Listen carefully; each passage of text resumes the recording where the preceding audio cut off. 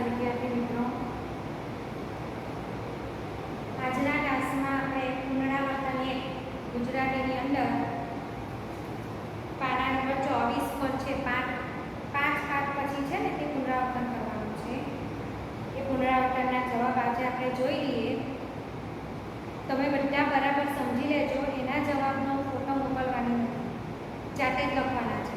બરાબર? એટલે સમજી લેવ ને પછી જાતે લખજો. ચાલો, પહેલું છે, જુઓ ધ્યાન આપો. આપણે 5 ચેપ્ટર જે શીખી ગયેલા છે ને એનું જ બધું આવશે તમને.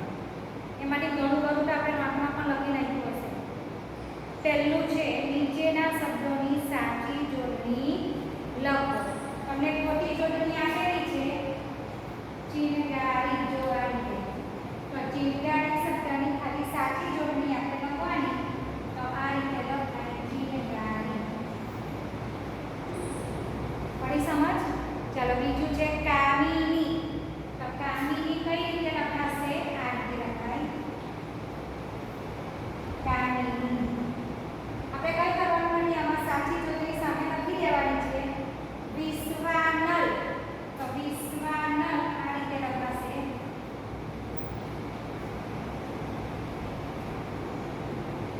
સિસોટી. આ જે હું વાક્ય લખું છું એ બધી જોડણી સાચી છે. સિસોટી. અને સાહિત્ય રસિક. સાહિત્ય રસિક. જો આ બધી સાચી જોડણી આ રીતે લખાય છે. જોઈ લીધું? ત્યાર પછી છે પ્રશ્ન 2. નીચેના વાક્યો વાંચીને વિશેષણની નીચે લીટી દોરો અને વિશેષણનો ઉપયોગ કરીને નવું વાક્ય બનાવો. જો શું કીધેલું છે સમજો. વાક્યમાંથી વિશેષણ શોધો અને વિશેષણ જે શોધ્યું તેની પરથી નવું વાક્ય બનાવો. તો વિશેષણ કોને કહેવાય તે પહેલા તમને ખ્યાલ હોવો જોઈએ. બરાબર છે? તો સંજ્ઞાના અર્થમાં, નામના અર્થમાં વધારો કરે તે પદને વિશેષણ કહેવાય. તો તૂટેલા ઝૂંપડામાં એનો સામાન સચવાઈ રહેતો. જો વાક્ય જોજો, તૂટેલા ઝૂંપડામાં એનો સામાન સચવાઈ રહેતો. તો આ વાક્ય પરથી તમારે પ્રશ્ન બનાવવાનો. કેવા ઝૂંપડામાં? કેવો, કેવી, કેવું આપણે પ્રશ્નાર્થ બનાવીએ તો એ પ્રશ્નાર્થ બનાવીએ એનો જે જવાબ મળે તે વિશેષણ. કેવા ઝૂંપડામાં સામાન સચવાઈ રહેતો? તો કેવાનો જવાબ શું આવશે? તૂટેલા ઝૂંપડામાં સામાન સચવાઈ રહેતો. બરાબર છે? કેવો, કેવી, કેવુંથી વાક્યના અનુસંધાનમાં પ્રશ્ન પૂછો અને એ પ્રશ્નનો જે જવાબ મળે તે આવે વિશેષણ. તો કેવા ઝૂંપડામાં એનો સામાન સચવાઈ રહેતો હતો? તો તૂટેલા. તો તૂટેલા શબ્દ જે લખેલો છે એની નીચે તમારે લીટી દોરી દેવાની છે. તૂટેલા ઝૂંપડામાં એનો સામાન સચવાઈ રહેતો. એમાં વિશેષણ છે તૂટેલા. ઝૂંપડા કેવા? તૂટેલા. લખી દીધું? હવે આ તૂટેલા શબ્દનો ઉપયોગ કરીને તમારે કોઈ પણ એક વાક્ય જેને જે બનાવવું હોય તે વાક્ય બનાવી શકો. મતલબમાં એ વાક્યની અંદર તૂટેલા શબ્દ આગળ આવવો જોઈએ. ભિખારીના કપડાં ફાટેલા તૂટેલા હતા. બરાબર? આવું વાક્ય પણ આપણે બનાવી શકીએ. તમારે જે બનાવવું હોય તે. વીજળીના થાંભલા પરથી તાર તૂટેલા હતા. તમે કોઈ પણ વાક્ય બનાવી શકો. બીજું, ધૂળીએ મારક ચાર. કેવા મારક ચાર? પ્રશ્ન પૂછો. આ વાક્ય જે છે એના અનુસંધાનમાં જ પ્રશ્ન પૂછવાનો. ધૂળીએ મારક ચાર. તો કેવા મારક ચાર? તો કે કેવાનો જવાબ આવે ધૂળીએ. ધૂળીએ આ શબ્દની નીચે લીટી દોરો. ધૂળીએ એટલે સાદું, સાત્વિક. ધૂળીએ મારક ચાર. એમાં ધૂળીએની નીચે લીટી દોરી. હવે આની પરથી તમારે એક વાક્ય કોઈ પણ બનાવી દેવાનું. ધૂળીએનો અર્થ મેં તમને કીધો છે. ધૂળીએ મારક એટલે કે સાદો, સાત્વિક રસ્તો, સાદું જીવન જીવવા માટેનો માર્ગ, એને કહેવાય ધૂળીએ માર્ગ. આપણે હંમેશા ધૂળીએ માર્ગ ચાલીએ. જોઈએ. ત્રીજું, આછું અંધારું ને આછો ઉજાસ હતો. આના અનુસંધાનમાં પ્રશ્ન બનાવો. આછું અંધારું ને આછો ઉજાસ હતો. કેવું અંધારું અને કેવો ઉજાસ? પ્રશ્ન થયો કેવું અંધારું ને કેવો ઉજાસ. તો ચાલો, કેવું અંધારું તો આછું, આછું વિશેષણ, આછુંની નીચે લીધી દો.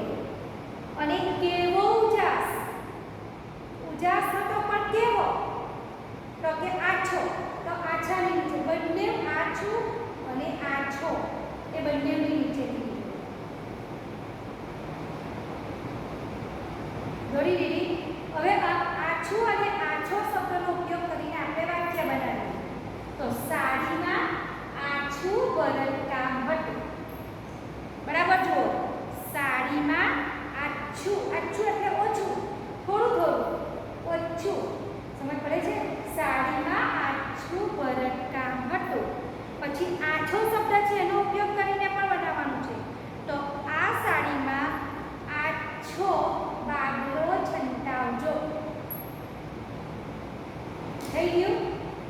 પ્રશ્ન નંબર 3. નીચેના શબ્દકોશને શબ્દોને શબ્દકોશના ક્રમમાં ગોઠવો. આવડે છે ને શબ્દકોશના ક્રમમાં બધાને? ટપકાવાળી પ્રમાણે પહેલા સ્વર અને પછી વ્યંજન અને બારાક્ષરી પ્રમાણે ગોઠવવાના. તો ક, કમ, કા, કાન, કી, કિમ આ રીતે. પછી કુ, કુ ને ક્રુ. નીચે ક્રુ આવે તો કુ, કુ ને ત્યાર પછી ક્રુ આવે.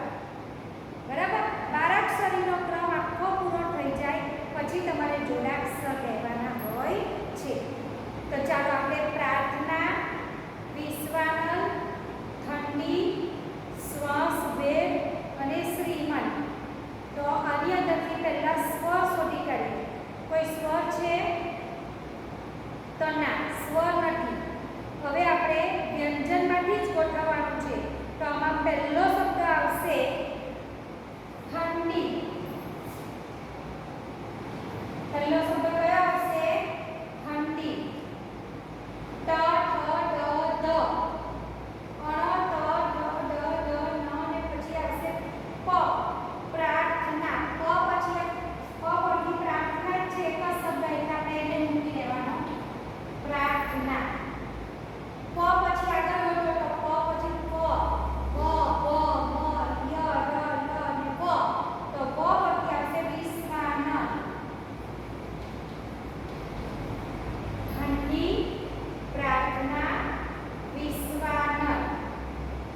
બ, બ, મ, ય, ર, લ અને વ. વ પછી જે સ, સ, સ આવે છે. 3 સ. એમાં મીંડાવાળા સ પછી આપણે સ્ર લેવાનો છે. આ બરાબર છે? 3 સ છે. સ, સ ને સ. સ સરખવાનો પછી સ સગડીનો. એમાં પહેલો જે સ આવે મીંડાવાળો ત્યાર પછી આપણે સ્ર લેવાનો છે. તો ચોથું આવશે શ્રીમંત.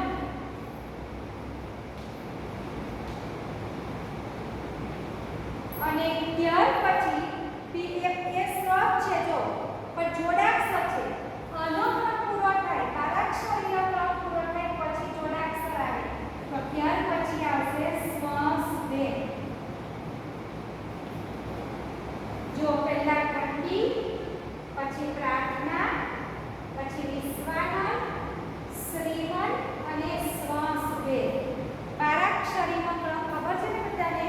ક, કા, કી, કી, કુ, કુ, ક્રુ, કે, કઈ એ રીતે. ને પૂરું થાય પછી જોડાક્ષર. હવે ચોથો પ્રશ્ન આપણે કરવાની જરૂર નથી. ચોથો પ્રશ્ન નહીં કરતા. 5મો પ્રશ્ન સવાલ જવાબ છે. નીચેના પ્રશ્નોના ઉત્તર આપો. બધા સવાલ જવાબ થઈ જ ગયેલા છે. સાંભળજો, આપણા સ્વાધ્યાય અભ્યાસ બધા પાઠના થઈ ગયા, એમાં થઈ જ ગયેલા છે. પણ ફરી આપણે એકવાર જોઈ લઈએ કેમ કે તમારે એકવાર લખવાના તો છે જ. કવિ ઈશ્વર પાસે શાની માંગણી કરે છે?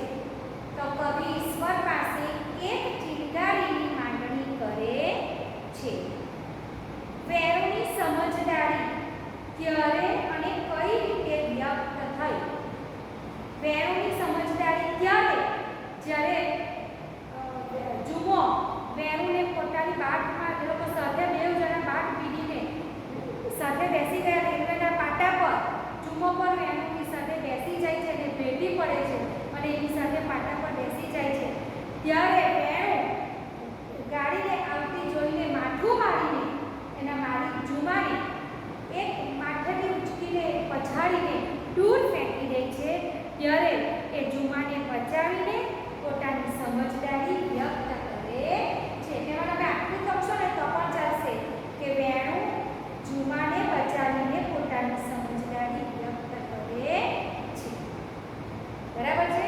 જુમો જ્યારે એની પાસે બેસી જાય છે અને ભેટીને ત્યારે વેણુ માથું મારીને એને ઉચકીને માથાથી ઉચકીને દૂર ફેંકી દે છે અને ટ્રેનની નીચે એને કપાઈ જતા બચાવે છે ત્યારે એની સમજદારી વ્યક્ત થઈ છે. જીવન ખર્ચી નાખવું એટલે શું?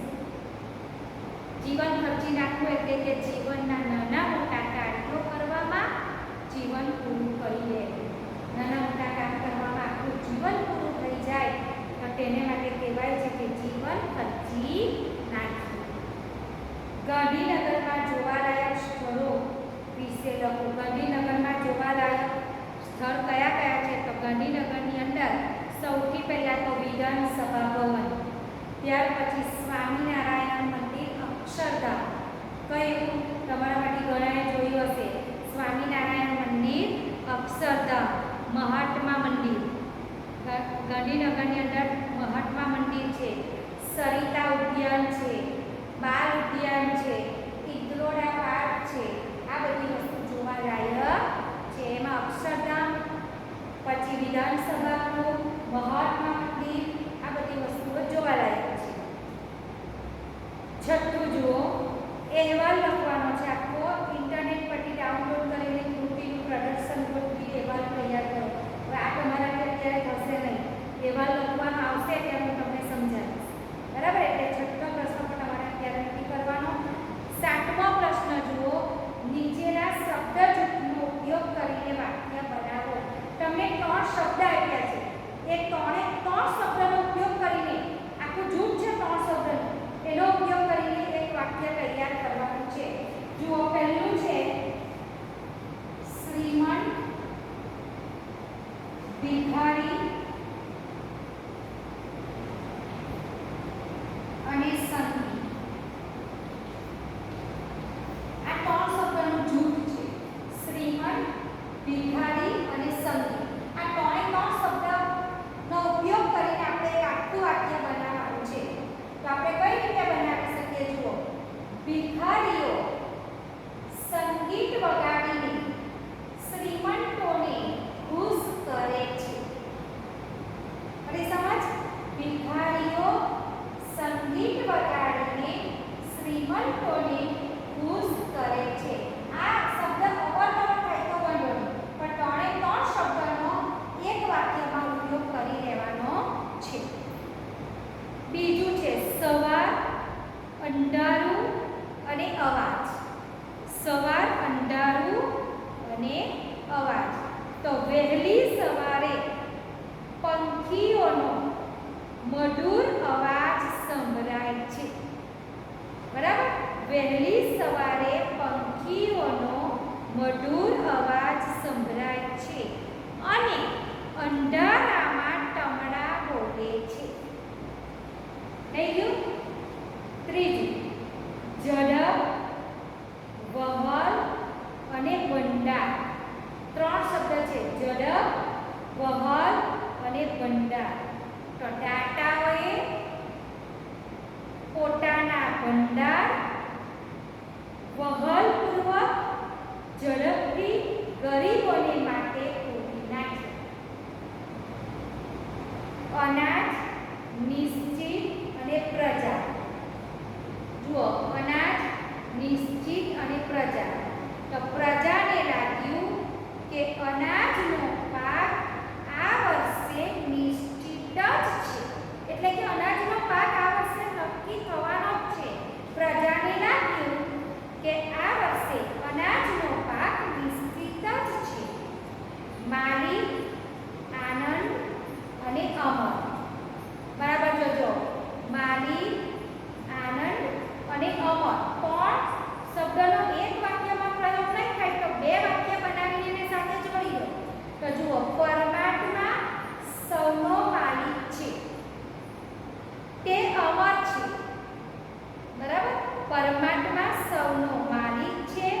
તે અમર છે, એના દર્શનનો આનંદ અલૌકિક છે. પડી સમજ? પરમાત્મા સૌનો માલિક છે, તે અમર છે, એના દર્શનનો આનંદ અલૌકિક છે. હવે 8મો પ્રશ્ન છે, 1 થી 5 એકમ પૈકી તમને કઈ કૃતિ ગમે? શા માટે તે લખો. આપણે 1 થી 5 પાઠ ભણી ગયા, બરાબર? તો આ 5 પાઠમાંથી તમને વધારે પાઠ કયો ગમ્યો? કઈ કૃતિ વધારે ગમી? કયું કાવ્ય કે પાઠ વધારે ગમ્યું? તો 5 પાઠમાંથી આપણને ત્રીજો પાઠ જુમો ભીસ્તી એ વધારે ગમે છે. કેમ? તો કે એમાં માનવ અને પશુનો પ્રેમ અને વફાદારીની ભાવના દર્શાવી છે. બરાબર? માનવ અને પશુ વચ્ચે જે નિસ્વાર્થ પ્રેમ છે અને પશુઓ પોતાના માલિક માટે જે વફાદારી દર્શાવે છે, એ વફાદારી અને નિસ્વાર્થ પ્રેમ આપણા હૃદયને સ્પર્શી જાય એવો છે. માટે અમને ત્રીજી કૃતિ ગમે છે, જુમો ભીસ્તી. સમજ પડી?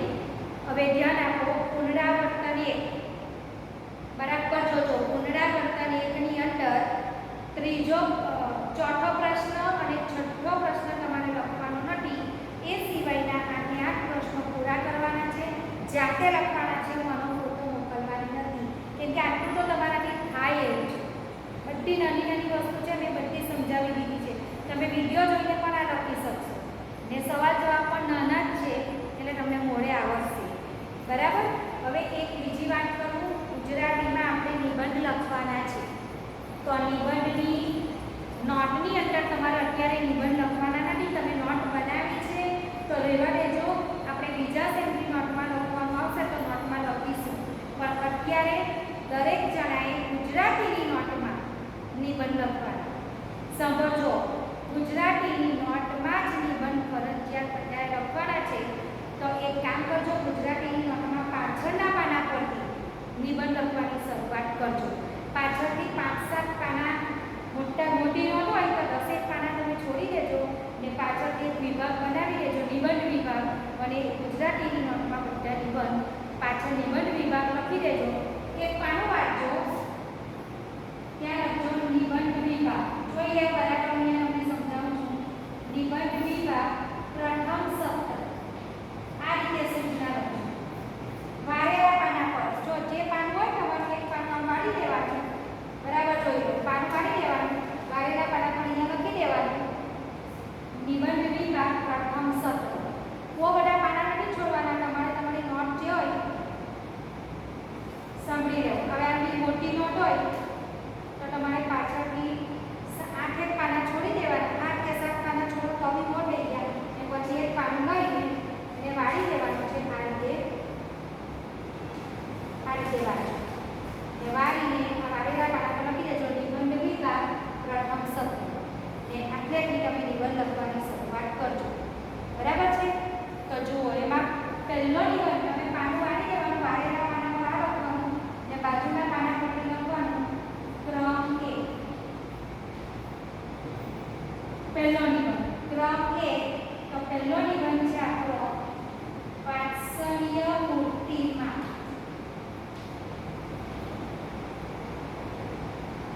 આ પહેલો નિબંધ છે વાત્સલ્ય મૂર્તિમાં. જો અહીંયા મેં બતાવું છું તમને. આ નોટની અંદર મેં આખો નિબંધ લખીને તૈયાર કરેલો છે. તમારે પણ આ જ રીતે લખવાનો. આનો જ ફોટો મોકલાવીશ. જે ફોટો મોકલાવું છું એમાં જોજો. બરાબર? તમારે પણ નવા પાનાથી નિબંધ લખવાની શરૂઆત કરવાની. અહીંયાથી આ પાનું વાળી દેવાનું ને વાળેલા પાના પર આ બંને સૂચના લખી દેવાની. તો અહીંયાથી તમારે નિબંધ લખવાની શરૂઆત કરવાની. જે પંક્તિ મેં લખી છે એ પંક્તિ અવતરણ ચિહ્નમાં લખી છે તો અવતરણ ચિહ્ન કરવાનું. એની નીચે મેં લાલ પેનથી ટીક કરી છે. જુઓ, અંડરલાઈન કરેલી છે, દેખાય છે? તો એવી અંડરલાઈન તમારે પણ કરવાની. સુંદર અક્ષરે નિબંધ લખવાનો. પાછળ આવે તો તમે પાછળના પાના પર લખી શકો, કઈ વાંધો નહીં. આપણી ગુજરાતીની જ નોટ છે એટલે પાછળના પાના પર પણ લખાય. બરાબર છે? ત્યાર પછી જે બીજો નિબંધ આવે, આ પહેલો નિબંધ છે. બીજો નિબંધ આવે ત્યારે તમારે ક્રમ 2. બીજો નિબંધ છે આપણો વિધાનસભા ગૃહની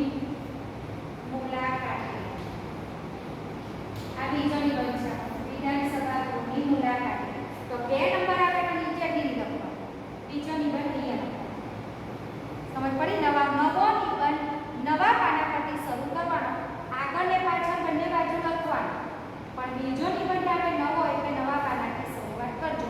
તારીખ એવો હમણાં કંઈ લખવાની જરૂર નથી. ખાલી ક્રમ 1 અને ક્રમ 2 જૂન અને જુલાઈ મહિનાના 2 નિબંધ છે આપણા, તે હું તમને લખાવી દઉં છું. પછી ઓગસ્ટ અને સપ્ટેમ્બરના લખાવીશ.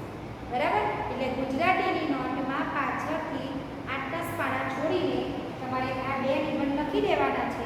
ત્યાર પછી ત્રીજો નિબંધ જ્યારે લખાવ ત્યારે ફરી પાછળ જ લખવાનો. આખો નિબંધનો વિભાગ જ અલગ કરી નાખજો. ગુજરાતીની નોટમાં નિબંધની નોટ હમણાં નહીં લેતા, કેમ કે એમાં બધાને અનુક્રમણિકાને બધું એક સરખું હોવું જોઈએ. તો એ કામ આપણે જ્યારે ક્લાસમાં આવશું ત્યારે જ કરીશું. બરાબર? હવે હું જે દિવસે આ વિડીયો મોકલીશ ત્યારે હું તમને આ 2 ફોટા મોકલી દેવા નિબંધના.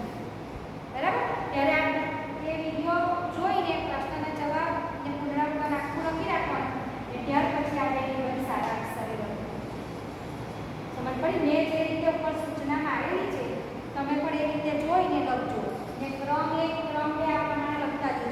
એટલે તમને ખબર પડે આ જૂનનો નિબંધ છે, આ જુલાઈનો નિબંધ છે. હું અત્યારે તારીખ નથી ભરાવતી, તમને વગર તારીખે જ લખી દેજો. બરાબર?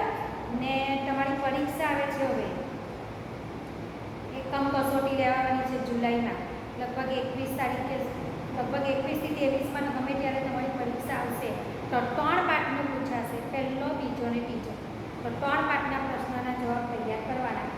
વિકલ્પ, સમાનાર્થી, વિરોધી, ટૂંકા સવાલ એ બધું તૈયાર કરી દેવાનું. બરાબર? આપણે એક દિવસ પુનરાવર્તનનો વિડીયો લઈશું.